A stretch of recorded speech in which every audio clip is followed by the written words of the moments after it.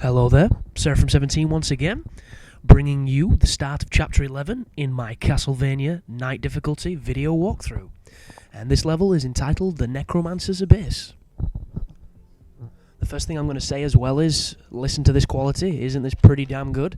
Believe it or not, this is actually a Rock Band mic of all fucking things, which surprised the balls off of me because I'm currently having problems with my headset. For some reason it works perfectly fine online on Xbox, but when I plug it in to do my commentaries, there's just interference, and I don't know why, and I don't have the money at this moment in time to just replace something that cost me like 80 fucking quid, which is why I'm hoping that Machinima are going to drop onto my channel. They're going to realise I'm a sexual deviant, and they're going to give me a nice sponsorship and, you know, solve my problems so I can go out and buy some shit on their time. But that's never probably going to happen, so I'm just going to have to suck it up. And I do apologise if I sound a little bit like a paedophile. I'm holding the mic when I do these commentaries, and I feel a bit of a twat, kind of like Frank Sinatra or something, but, you know, we're nowhere near as elegant or as refined. But this is effectively the last level of this game, and it's a long one. The Necromancer's Abyss is the first level inside the Necromancer territory, and it is very long. It involves going through teleporters, doing needlessly pointless puzzles, and a handful of other things along the lines of, you know, you kill some enemies that can one-hit kill you because they're death, apparently, and you fight a unique enemy, which is a mini-boss, which is the Necromancers. But this puzzle here, each one of these tablets in this row is a different direction. You'll notice the bottom row is down, and you need to establish which ones they are. The one above it is left, the one above that is right, and the one above to the top is up. And now that you know this, you have to use these commands to basically navigate the path on that emblem in front of you.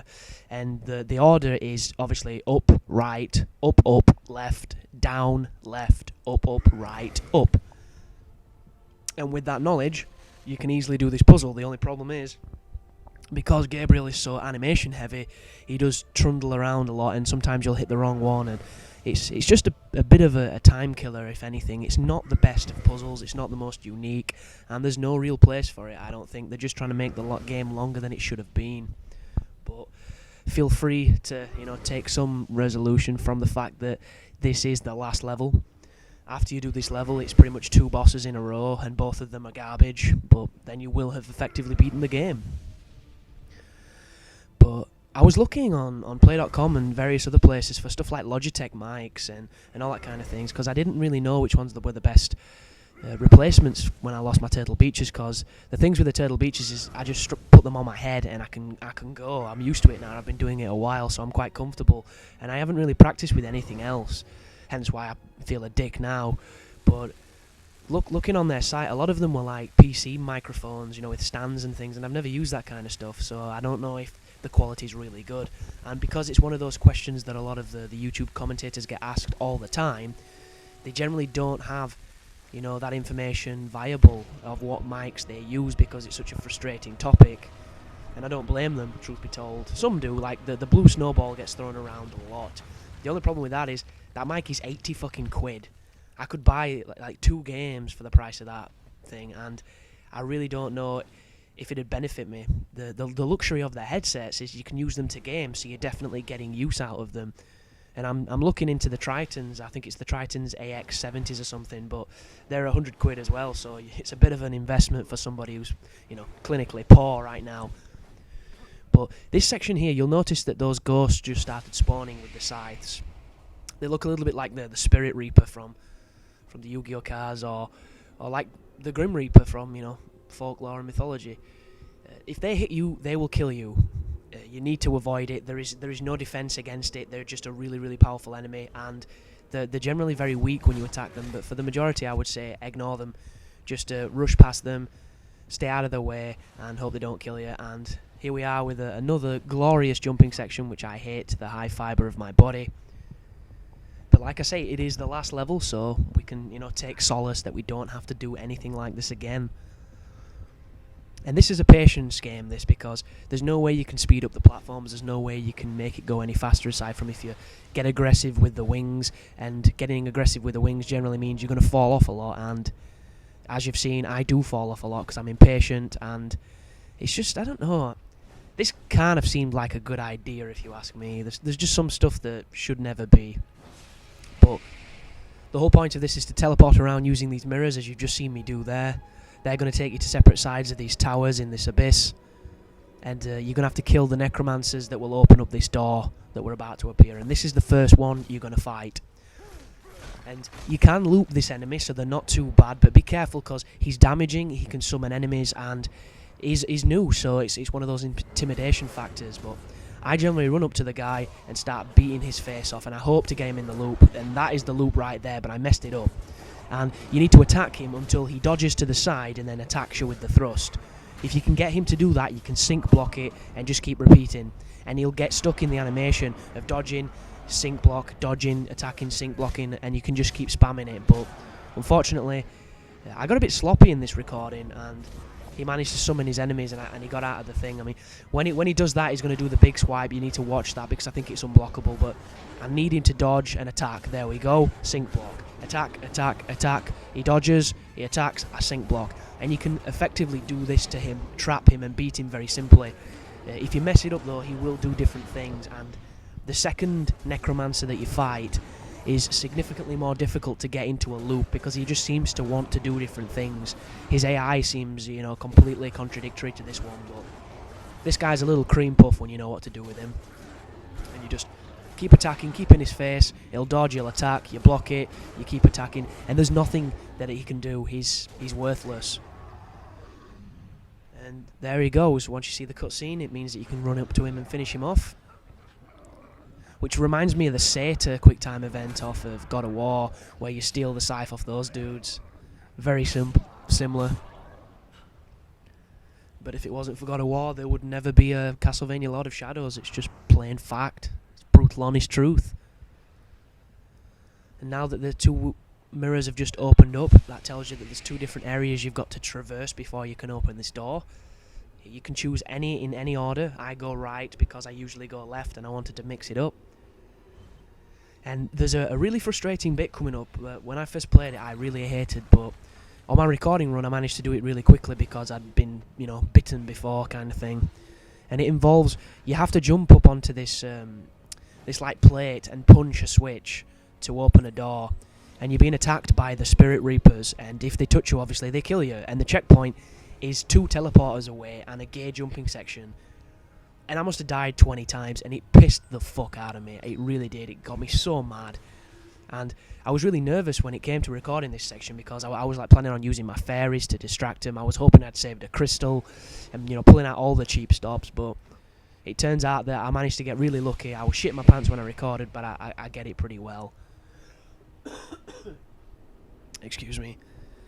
I don't know how this is going to sound, by the way, because this microphone, it's going to pick up a hell of a lot of things. It might pick up, the background noise in my room. It might pick up the sound of my laptop playing the video. It could pick up the sound of my hands on the mic. So depending on the quality of this will depend on whether or not I'm going to do more. But as for audio quality, fucking silky, man. Like really good quality. I was very pleased. Like a pair of velour trousers that you just want to stroke. But this is another one of the bullshit jumping sections, which is all about going through the teleporter in time to land on the platform. And as I am really impatient, I fuck it up a dozen times. And I mean, just look at this kind of shit, man. Any other game, if you got to an edge like that, the protagonist would have grabbed it. It's like it would be something that was programmed to happen. Like Prince of Persia's in Assassin's Creed, it can sometimes be harder to fall off a ledge than it can be to stay on it. I just don't get it. I just don't get it. But it is winding down, and this is, for all intents and purposes, the 11th hour. A bunch of my friends are all currently playing LA Noire, and it looks really interesting, so I'm probably going to be borrowing that off them and doing a guide for that, because I wanted to do Portal 2, but I still haven't got it yet. My rental service is really unreliable, which is a big shame. As for Red Faction Armageddon, I may purchase it and do that guide so that it's out as quickly as possible. But I'm also going to be trying to do as many Call of Duty stuff as I can, because my hard drive is almost full of those videos, and I need to get them out so I can clear out the space and I can make it run a little faster. and I'm going to be going to my girlfriend's flat, I think next week, and her internet there is based through her university, so it's really, really fast, and I can upload things that take me, an hour and a half, I can do there in about 2.5 minutes. So that's the disparity in the internet connections. And right now, I'm not too sure where I'm supposed to go, because I've not realised to my left there's that glowing platform, because it's been a while since I've played. But once you land on the rotating platform, if you let it go fully to the left, you can then jump off it onto that side area and go towards the switch that I mentioned. But look at this. I'm having a whale of a time fucking this section up. I really do not like pointless moments, but here it is. You can jump off to your left, and then the rest is just Prince of Persia 101 done badly. So jump across, do your shimmying, do your general nonsense. Goodness me, my stomach just rumbled. I'm really hungry. I felt ill as shit when I got up this morning, and I ended up sleeping midway through the day, so my body really doesn't know what to do with itself, which is never a good sign. But completely skip those Reapers, jump across the gap and go into this mirror. This is that difficult room, so be careful. You were warned. As soon as you spawn, what's going to happen? A bunch of the Spirit Reapers are going to turn up all around you, and you need to go and jump onto the section in the middle and punch the tablet. But it's a little bit awkward to get on because it's on an elevated platform, and Gabriel sometimes doesn't want to jump near it. So the first thing I do is I start attacking the Reapers, hoping that I can kill them all before they fuck up my run. And I think they just keep coming. You'll notice they don't take a lot of damage, but if they hit you, you're screwed. And I send my fairies out there to try and distract him, and the switch is where they all are, so I'm in a bit of trouble here. It's not a good situation to be in. He's going for an attack, he misses, I come over here, I run onto here, and I manage to hit the switch. That is really lucky. Sometimes he'll just run into the ledge and he won't run onto it, and it can be really frustrating, so you have been warned. That's all I'll say on that matter. But as soon as you do that, get as close to that mirror as you can, get out of this room before it fucks up for you, because I must have seen that room 40 times. I hated it on my first run through this game, and at the time I wasn't even enjoying the game, so it's really not a good feeling to get constantly, pissed in the mouth. But when you teleport over here, like such, you can then go through the left one. But that is in the second part of this video, guys, so thanks for watching as per usual. If you subscribe, you're a legend. I will be doing an updated legend list, so stay tuned for that, and you take care now.